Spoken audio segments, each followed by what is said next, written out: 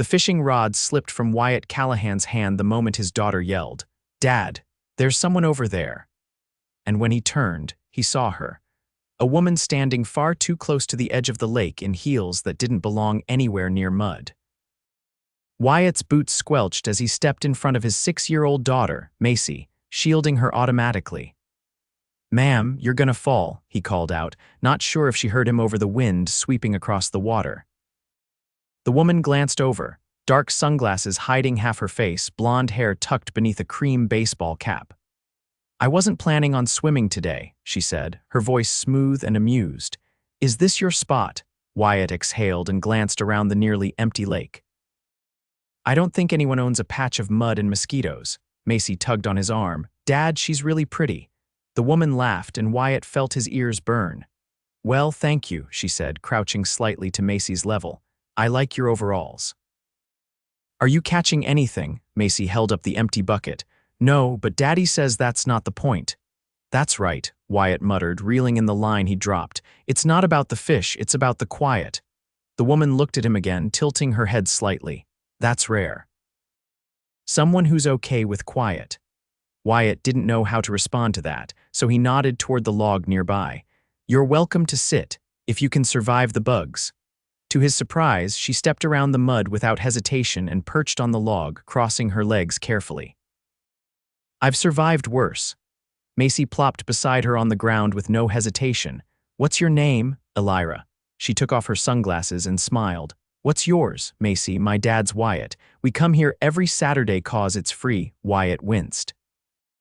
"Maisie, it's okay," Elyra said gently, her eyes on Maisie. "Free is good. Some of the best things in life are free." Wyatt wasn't sure why, but he liked her immediately. Maybe it was the way she didn't flinch at his daughter's bluntness, or how she didn't look at him like he was some sad case for being out here in a flannel shirt with worn boots and a rusting pickup parked by the woods. They stayed for hours. Elyra didn't talk much about herself, but she asked about Maisie's school, about Wyatt's favorite fishing spots growing up, and she laughed when Maisie told her that Wyatt once fell into the lake because he tried to save a frog. When the sun dipped low behind the trees and the sky turned orange, Elyra stood and brushed off her jeans. "I should go," Maisie frowned. "Wait, come back next week," Wyatt straightened. "You don't have to, I want to." Elyra looked at him just briefly. "If that's okay," he nodded once.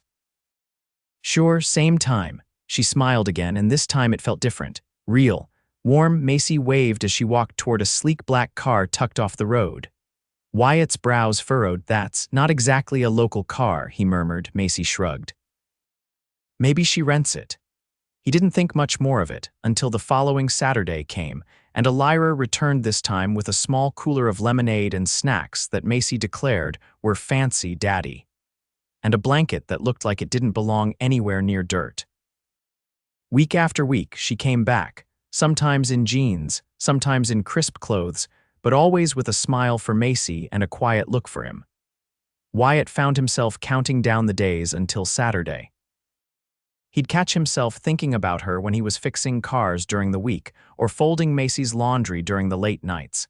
He didn't know what she did for work, and she never said. But then, neither did he. Their talk stayed safe, light. Fishing, childhood memories, favorite foods.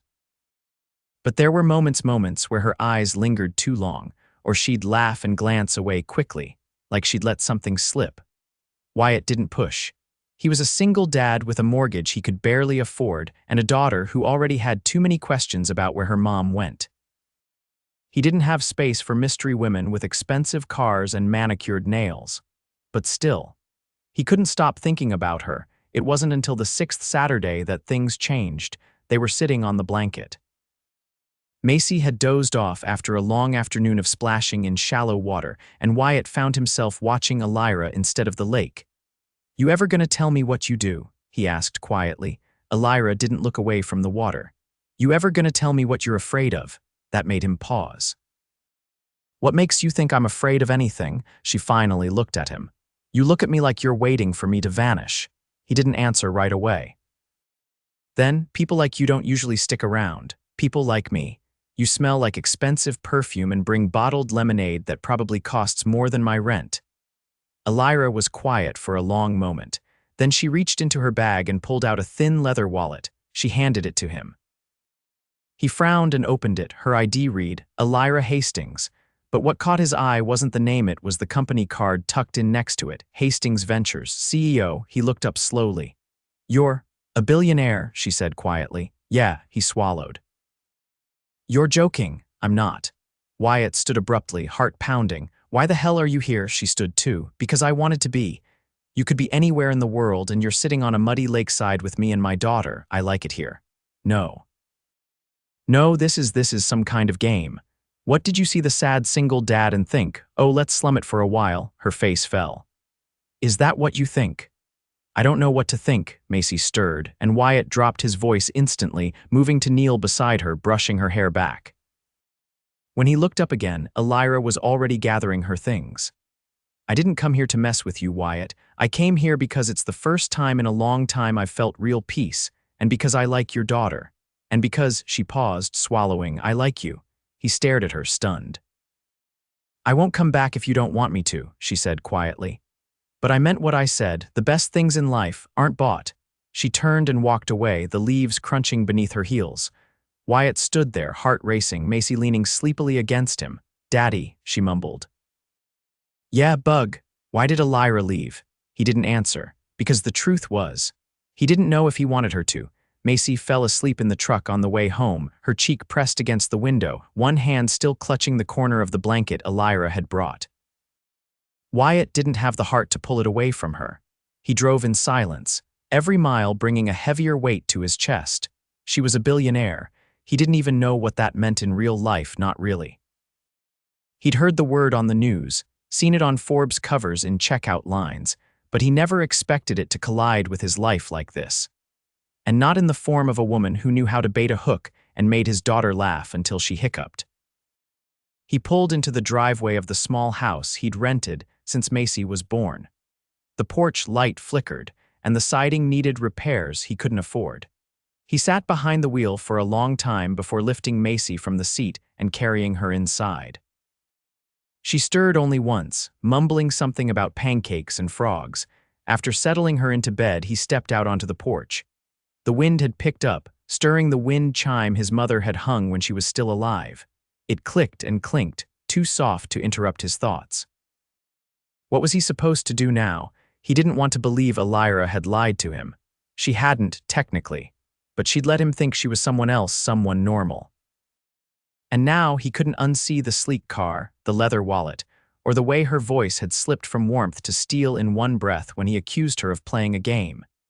He ran a hand over his face and dropped into one of the porch chairs, the wood groaning beneath him. He'd spent so long getting used to quiet, to routine. Wake up, make breakfast, work long hours fixing busted transmissions, get home in time for dinner and bedtime stories.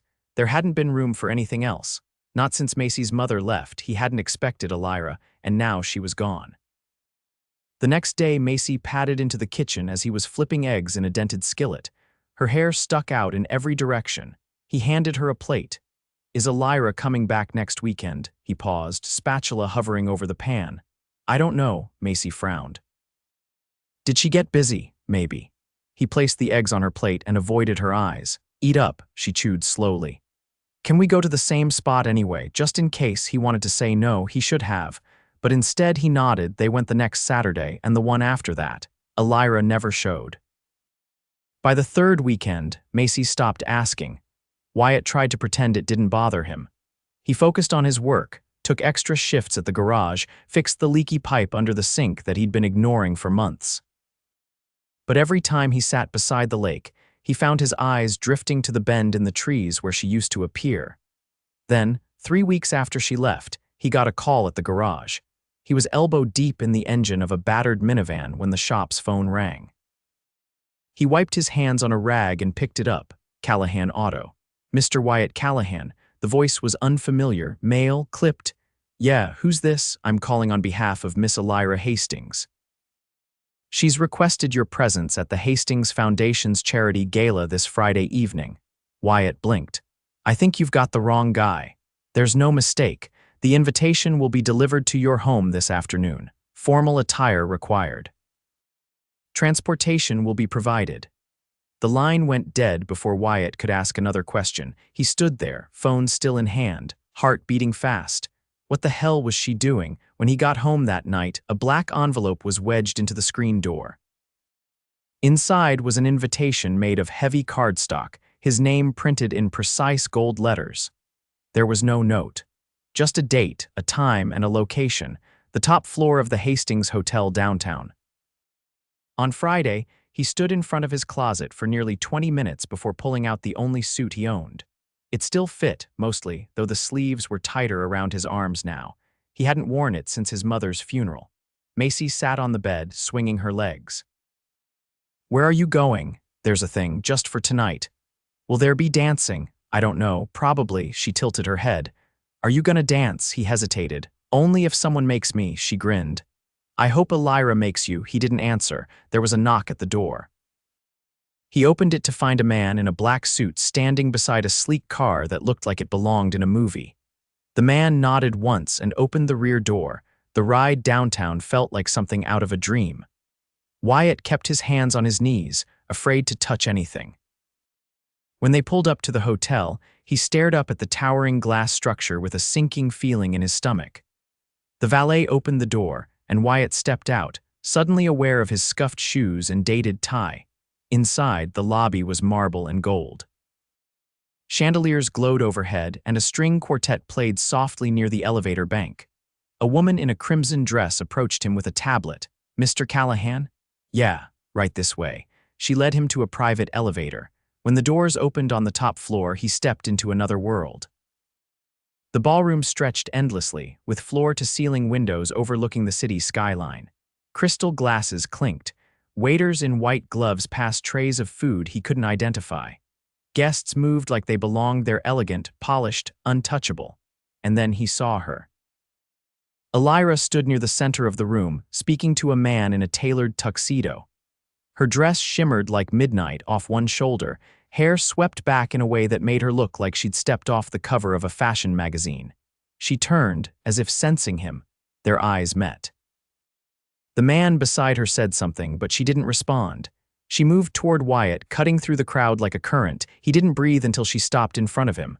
"Hi," she said, voice soft. "Hi, you came." "I almost didn't. I would have understood." He looked around. "This isn't exactly my scene." "I know." She glanced down, then back up. "But I wanted you to see it, the real version of me." He didn't speak. "There's a terrace," she said. "Less noise." He followed her through a pair of glass doors and onto a rooftop terrace lit by soft bulbs strung overhead. The city stretched below them, glittering and alive. "I didn't mean for you to find out like that," Elyra said after a long silence. "You could have told me the truth. I didn't know how. You make billion-dollar decisions every day." "But you didn't know how to tell a mechanic the truth," she flinched. "That's fair." He leaned against the railing. "You just disappeared." "I didn't want to pressure you or make Maisie part of something complicated. She already was." Elyra stepped closer. "I missed you." He looked at her, the woman who had laughed beside his daughter, who had sat beside him in the dirt without once wrinkling her nose. "I thought you were playing a game," he said. "I wasn't." "Then what was this?" She took a breath. "Hope." The word hung between them. "I've spent my whole life building things," she said quietly. "Companies. Empires. And suddenly, I was sitting beside a 6-year-old who told me I didn't know how to make a proper mud pie, and it felt like the first honest thing I'd heard in years." He stared at her, the city behind her like a halo. "I don't know what you want from me. I don't want anything. You invited me here. I needed you to see that I'm not hiding anymore.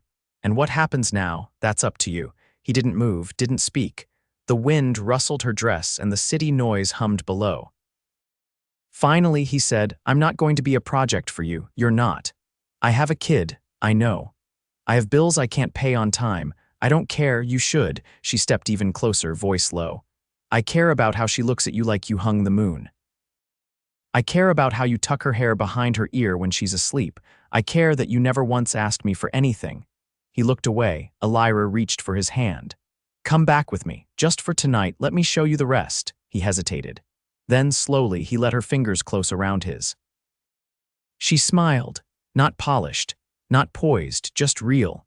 Wyatt had never walked through a crowd like this before with a woman like Elyra beside him, her hand lightly resting against his arm as if it had always belonged there. The moment they stepped back into the ballroom, the eyes found them. People turned, whispers spread. He kept his jaw tight and his expression unreadable, but every muscle in his body coiled. He didn't belong here, not in this world of tailored tuxedos and champagne that smelled like money. And yet, Elyra didn't flinch. She guided him through the glittering room like she wasn't dragging a mechanic from the wrong side of the tracks into a ballroom full of titans. A man with silver hair and a sharp navy suit intercepted them near the bar. His smile was thin, eyes assessing. "Elyra," he said. "You've been missed tonight." "I've been right here, Charles," she replied coolly. His gaze flicked to Wyatt. "And your guest is?" "Wyatt Callahan." Wyatt offered a nod but didn't extend a hand. The man didn't either. Charles looked back to Elyra. "He's not. In our industry, is he? He's in his own." Wyatt didn't know what kind of professional insult that was supposed to be, but it didn't matter. Elyra's tone made it clear that Charles had already overstayed his welcome. She led Wyatt away without another word. "What was that about?" Wyatt asked under his breath once they were out of earshot. "He runs a real estate fund," she said. "He thinks owning buildings makes him important. Does it? It makes him rich. That's not the same thing." Wyatt looked at her sidelong. "And what are you?" She paused, then turned to face him fully. "Someone who's tired of pretending the world makes sense." He didn't know how to answer that. A waitress passed by with a tray of flutes. Wyatt took one and stared at the pale golden liquid. He didn't drink often and never anything that came with bubbles. Still, he took a sip. It was cold, dry, and tasted like something he couldn't afford even if he worked double shifts for a month. Elyra leaned in slightly. "Do you want to leave?" He looked at her. "Do you? Every time I walk into these rooms. Then why do you come back?" "Because I built them." Her answer sat heavy between them. "What happens if you stop showing up?" he asked. "Someone else takes the credit." Wyatt finished the last sip and set the flute on a nearby table. "Let's get out of here." This time, she didn't hesitate. They exited through a private elevator near the side of the ballroom. The air changed immediately as they descended. Less perfume, less pressure. When the doors opened in the underground garage, a man in a dark uniform opened the door to a glossy black car already waiting. Wyatt hesitated. "Where are we going?" "Somewhere quieter." The driver didn't ask questions. The city blurred past the tinted windows, and Wyatt sat in silence, watching Elyra as she stared out into the night. She wasn't wearing any jewelry, not even earrings. Just that midnight blue dress and an expression that shifted between exhaustion and something softer when she glanced at him. They didn't speak again until the car pulled into an underground entrance below an enormous building that stretched high into the clouds. Wyatt stepped out and looked up. "This yours too?" he asked, half knowing the answer. "Top 3 floors," she said, already walking toward the private elevator. He followed, not because he knew what he was doing, but because turning around didn't make sense anymore. The elevator opened directly into her penthouse. Wyatt had never seen anything like it. The ceiling soared above them, clean lines of steel and glass catching the city lights. Sculptural furniture sat on pristine floors, and a wall of windows offered a view that didn't look real. He stepped forward slowly, staring out at the skyline. Maisie would have loved this. Elyra moved past him and toed off her heels, setting them beside the door. She walked barefoot across the marble before disappearing into what looked like a kitchen tucked behind a curved glass partition. He followed the sound of cabinets opening and found her pouring water into a kettle. "Want tea?" she asked without turning. "Sure." She looked over her shoulder. "You don't have to pretend I'm not. I drink tea sometimes." She arched an eyebrow. "Really?" He leaned against the frame. "I've had it. Once." That drew a laugh from her, not the polite kind she used at the gala, but something deeper. She pulled 2 mugs from a cabinet and dropped a sachet into each. "Did you think I brought you here to impress you?" she asked, voice low. He shook his head. "No, I think you brought me here because you wanted me to see the whole picture." She set the mugs on the counter and looked at him. "I've spent my life making decisions that keep people comfortable. I've learned how to be what they need. A leader, a fixer, a shield.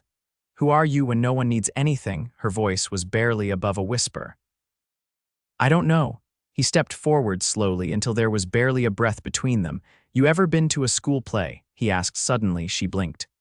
"What?" "A kindergarten play, folding chairs, kids in cardboard costumes, crayons on the walls, that kind of thing." She shook her head. "No," he nodded. "Maisie's got one next month. She's a tree. She's very proud of it." Elyra smiled faintly. "I'd like to see that. I'll save you a seat." They stood there, the sound of the kettle humming behind them, steam curling into the air. "I'm not the man people expect you to be with," he said. "That's the point." He nodded slowly. "You sure about that?" "I'm sure. I'm tired of everyone expecting me to choose what looks right instead of what feels right." He reached for one of the mugs as she handed it over. Their fingers brushed. "I'm not good at this," he admitted. "Neither am I." She took her mug and walked to the windows. He followed, both of them staring out into the night. "You ever miss it?" he asked after a while. "Miss what?" "Before all this." She thought for a long moment. "I miss not having to wonder if someone only wants me for what I can give them." He looked at her. "I've got nothing to take. That's why I'm here." They stood in silence for a while, the city glittering below them. Eventually, Wyatt glanced over. "I should head back." "Maisie's got soccer in the morning." Elyra looked at him. "Can I drive you?" He shook his head. "You've done enough." She walked him to the private elevator. Before the doors opened, she reached out and touched his sleeve. "I meant what I said," she murmured. "About wanting to be part of your world, not just visit it." He met her eyes. "Then don't disappear again." "I won't." The doors slid open. Wyatt stepped inside. As the elevator descended, he realized for the first time that he wasn't trying to protect himself anymore.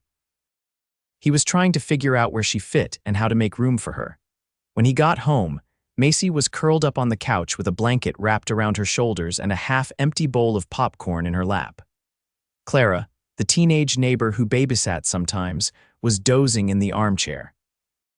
Maisie looked up. "Did you dance?" Wyatt smiled faintly. "Not this time," she yawned. "Next time, maybe." He tucked her in and sat beside her bed for a long time after her eyes closed. Next time. He didn't know what their lives would look like with Elyra in them, but for the first time in years, the idea of next time didn't scare him. It felt like hope. Maisie tugged the elastic tighter around her ponytail and adjusted her paper leaf crown with the seriousness of a surgeon preparing for an operation. Wyatt knelt beside her in the kindergarten hallway, surrounded by the chaotic noise of kids in cardboard wings, felt animal ears and uneven face paint.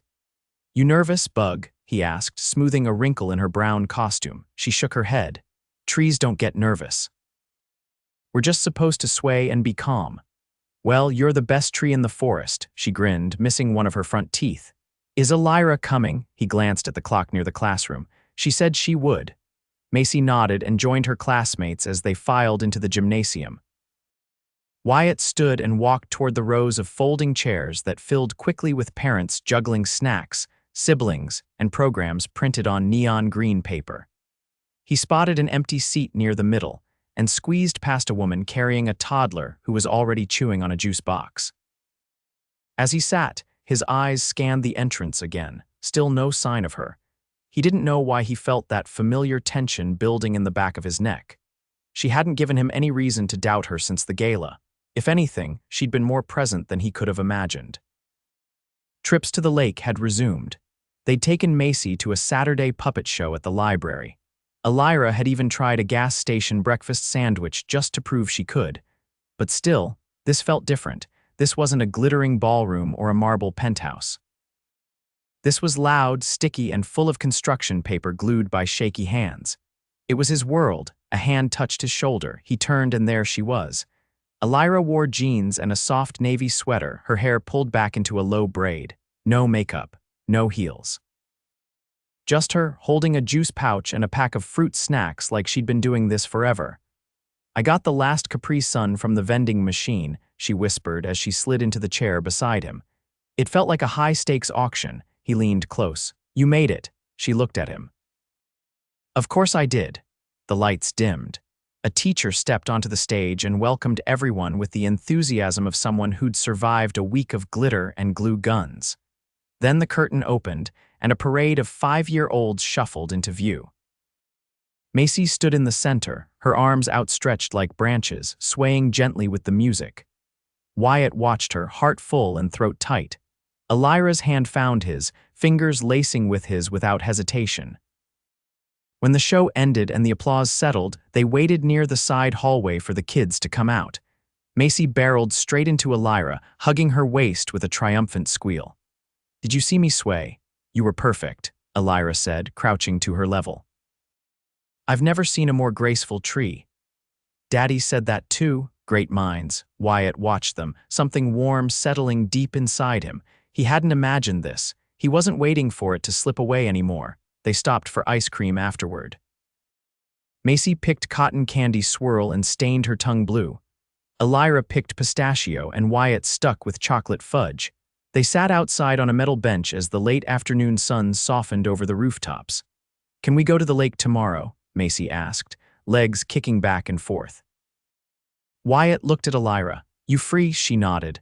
"I'll bring the lemonade," Maisie grinned. "The fancy kind." "You bet." When they dropped Maisie at home later, Clara, the neighbor girl, came over to babysit for a few hours.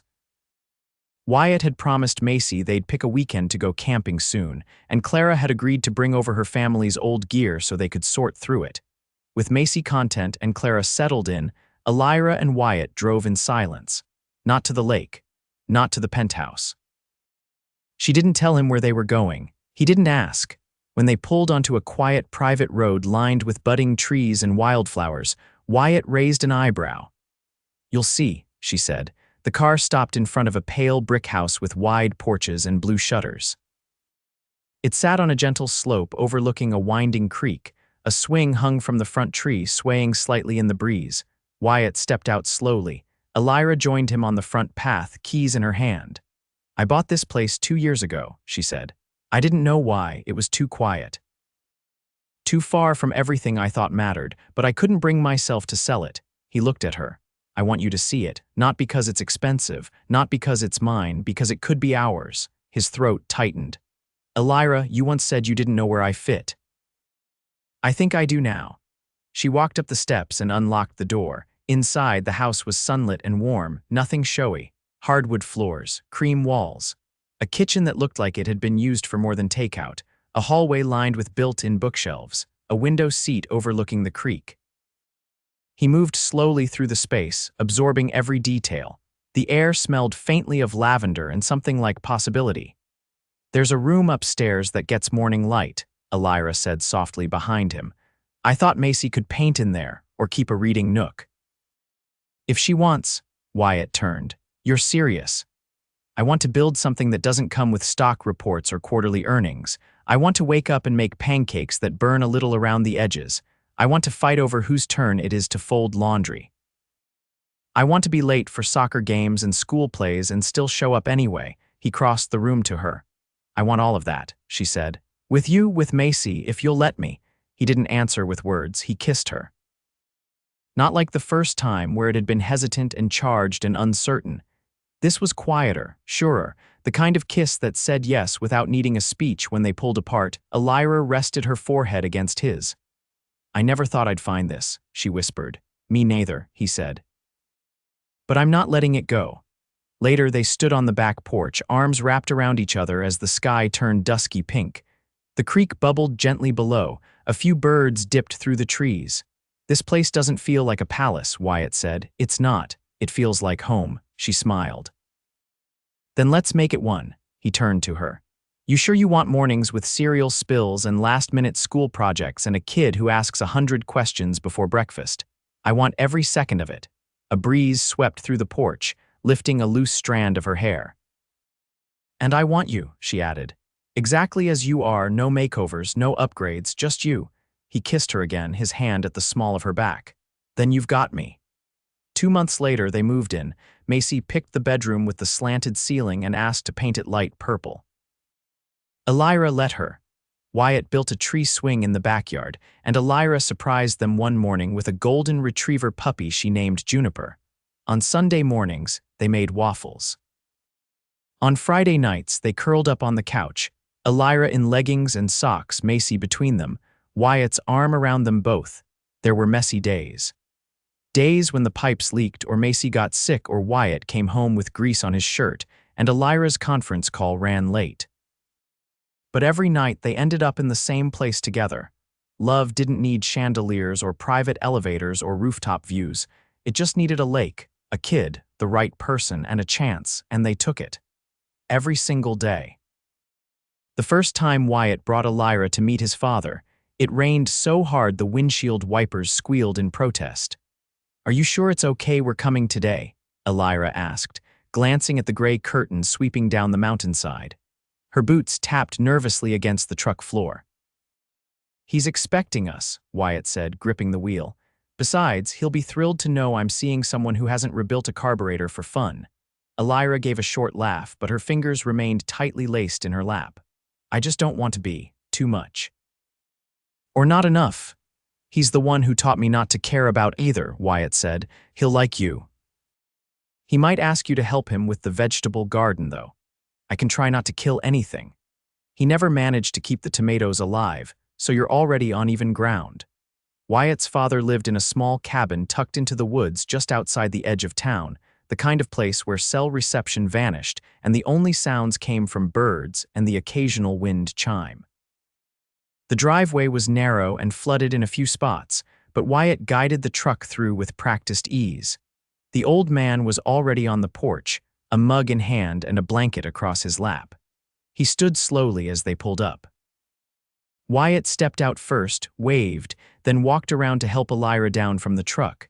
Her breath caught slightly as she took in the wooden porch with its crooked steps and rows of potted plants. "Dad," Wyatt said, "this is Elyra." The old man's eyes were sharp under bushy brows. He extended a hand. "Name's Raymond." Elyra took it. "It's nice to meet you." "You're prettier than the last one," he said simply. "And taller," Wyatt winced. "Dad," Raymond just shrugged. "What, it's true," Elyra smiled. "I'll take it as a compliment." Inside, the fireplace already crackled. Raymond didn't talk much, didn't ask the usual questions. Instead, he poured them tea, passed around a plate of biscuits that tasted faintly of cinnamon and burned edges, and asked Elyra about the wildest thing she'd ever done. She tilted her head thoughtfully. "I once bought a yacht on a dare." Raymond let out a rare, raspy chuckle. "You keep her, son." They stayed for hours, weathering the storm in the safety of the cabin. When the rain finally stopped and the sky lightened to a soft pewter, Raymond stood and patted Wyatt's shoulder. "She's got the kind of eyes that don't flinch," he said quietly. "You hold on to that." Back at the house, Maisie greeted them at the door with a drawing in hand, Elyra, Wyatt, and herself holding hands under a crooked tree. "I made us a family," she said proudly, waving the picture like a flag. Elyra crouched beside her, her voice catching just slightly. "That's the most beautiful thing I've ever seen," Maisie beamed. "I want it on the fridge forever." It was framed and hung in the hallway by the following morning. Spring melted into early summer. The days stretched longer, golden and warm, and life settled into something that surprised Wyatt with its quiet joy. Elyra didn't just fit, she belonged.